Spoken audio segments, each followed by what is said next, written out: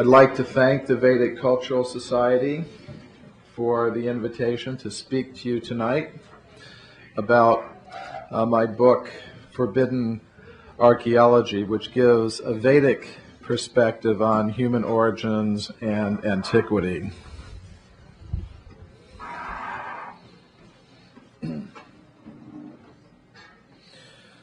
So, first of all, I'd like to introduce myself as a researcher in history and philosophy of science for the Bhaktivedanta Institute.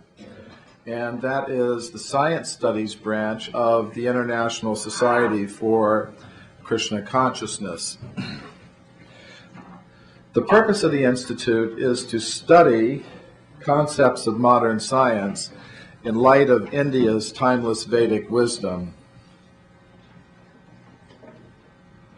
So the talk I'm going to give tonight is based on talks that I've given at the Royal Institution in London, the Russian Academy of Sciences in Moscow, and other scientific institutions, conferences, and universities throughout the world. My research into human origins and antiquity is guided by my studies in the ancient Sanskrit writings of India. And these writings tell us that human civilizations have come and gone on this planet for vast periods of cyclical time. If you'd like to learn a little bit more about this Vedic concept of cyclical time, you could consult this paper, which I presented at the World Archaeological Congress, and it was later published in a peer-reviewed conference proceedings volume. The basic unit of Vedic cyclical time is called the day of Brahma, or the Kalpa. This day of Brahma lasts for 4,320,000,000 years.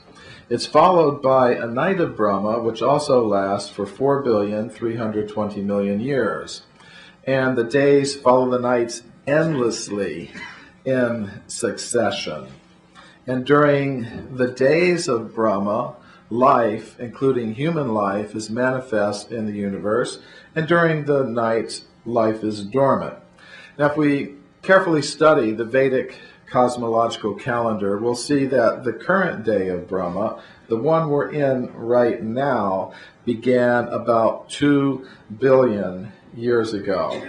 So a Vedic archaeologist might expect to find evidence for a human presence going back almost 2 billion years. Now, the ancient Vedic writings also speak of ape men. The idea of ape men wasn't invented by European scientists of the 19th century. Long before that, the authors of these ancient Sanskrit writings were speaking of such things. But they also tell us that alongside these ape men existed human beings like us. So the basic picture that you get is one of coexistence, not evolution. And the period of coexistence goes very, very, very far back in time. Of course, these ideas are somewhat different from the ideas about human origins and antiquity that we get from Charles Darwin and his modern followers. Actually, a friend of mine from India told me recently, said, "Michael, maybe you're a reincarnation of Charles Darwin. You've had to come back to correct your mistake." So I don't know if I can do it in one lifetime. It may take me a few hundred or so, but maybe you can help me out a little bit. So what do the Darwinists tell us about human origins? Well, first of all, they say that life began on Earth between 2 and 3 billion years ago. Some scientists say they can detect chemical signs of life going back about 3 billion years. But the oldest undisputed fossil evidence for life that paleontologists now have, fossils of undisputed single-celled creatures, go back about 2 billion years, which is, interestingly enough, the beginning of the day of Brahma. Then they say the first primates, the first apes and monkeys, came into existence about 40 million years ago. Then they say the first hominids, the first ape men, came into existence about 6 million years ago. And finally, they say that humans of our type, anatomically modern humans, came into existence about 100,000 years ago. At least that's the age of the oldest undisputed fossil evidence for anatomically modern humans in terms of what modern archaeologists think is true. And they say all of the physical evidence supports this evolutionary picture of human origins, with human beings like us coming into existence between 100 or 150,000 years ago, something like that.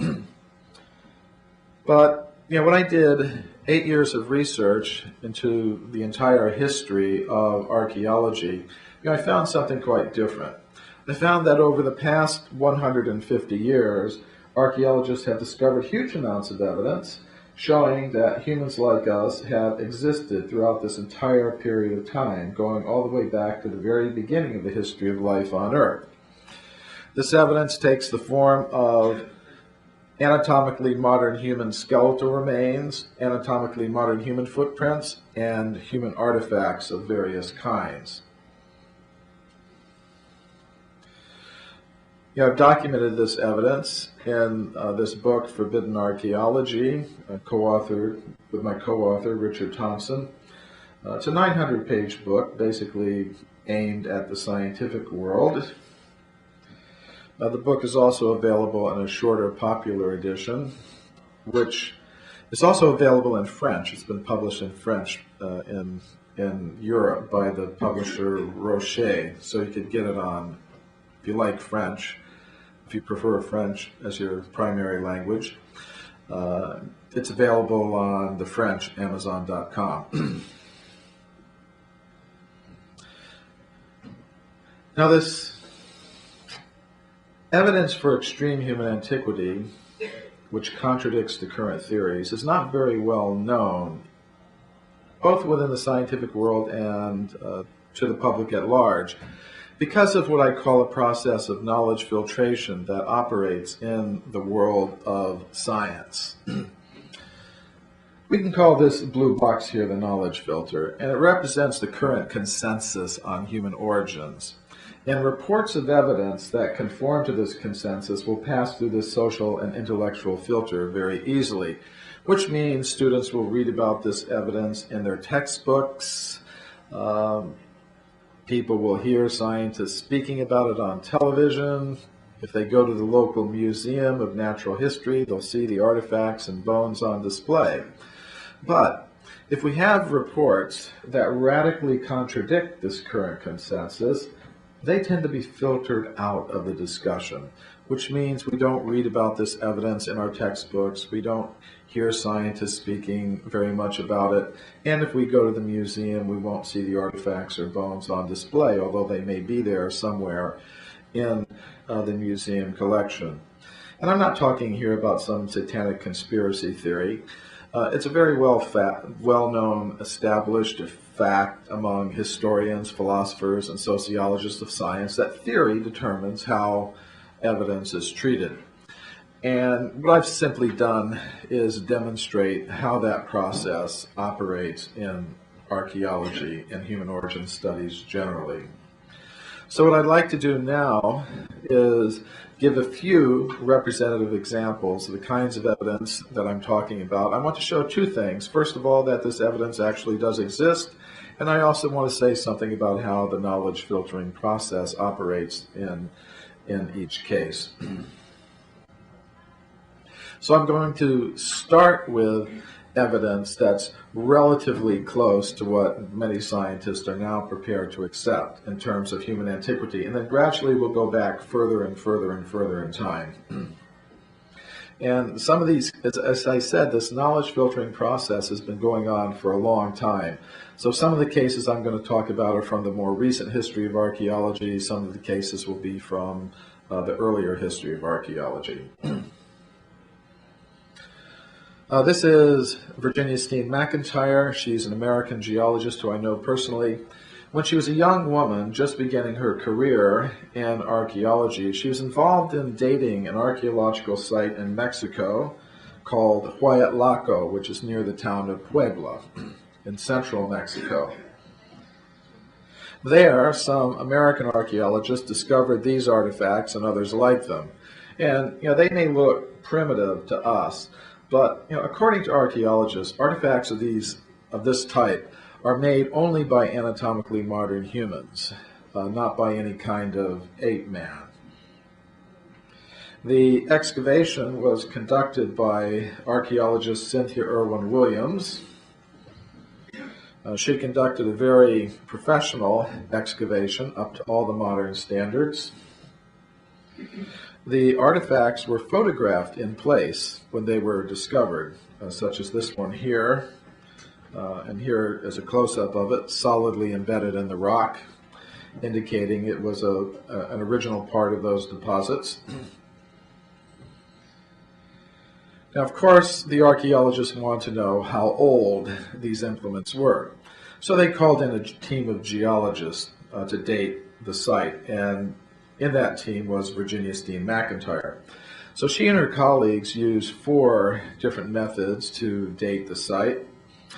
In the same layer as the artifacts, animal bones with butchering marks were found.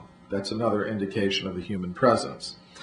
So they used the uranium series method to date those bones, and they used 2 different uranium series methods, and the protactinium method gave an age of greater than 100,000 years. The thorium age was 245,000 years.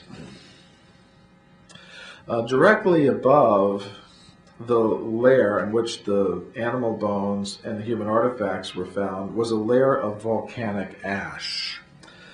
So the geologists used the zircon fission track method to date that layer of ash, and they got an age of 270,000 years, which means the animal bones and human artifacts below that layer had to be at least that old. They also used a method called tetrahydration. This is based on the fact that volcanic crystals over time gradually absorb water molecules, and the water molecules begin to fill up little vesicles or air bubbles in the crystals. And by measuring the amount of water that accumulates in the crystals, you can get some idea of the age of the ash. And the age they got using that method was consistent with the methods they got using the zircon fission track method and the uranium series method. And finally, they used standard stratigraphic evidence. The artifact layers were at about 10 meters deep in terms of the landscape there, and they could determine by studying the geology of the region that the site had originally been covered by another 50 meters of sediment. So they calculated how long, studying the hydrogeology of the area, how long it would have taken to erode, those 50 meters down to the present level. And again, that age was consistent with the ages obtained by the other methods. So the geologist, Virginia Steen McIntyre, and her colleagues concluded that the age of the site was at least 250,000 years, and they considered that a very conservative estimate. The archaeologists absolutely refused to accept this date. They said, that's impossible. Human beings capable of making these artifacts did not exist anywhere in the world 250,000 years ago because they hadn't evolved yet. And what to speak of being present in North America, because the current consensus is that you have no human beings entering North America until 20,000 years ago maximum. And most, the current consensus is actually around 15,000 years. So they absolutely refused to publish the date for the site given by their own team of geologists that they themselves called in to date the site. Now, when Virginia Steen McIntyre and some of her colleagues independently published the date for the site, she found herself in big trouble. A rumor campaign was started People were calling her a maverick, a publicity seeker, a troublemaker. She lost a teaching position that she held at a university in the United States because of this publication. And she also suddenly found that all of her opportunities for advancement in the United States Geological Survey were suddenly blocked off.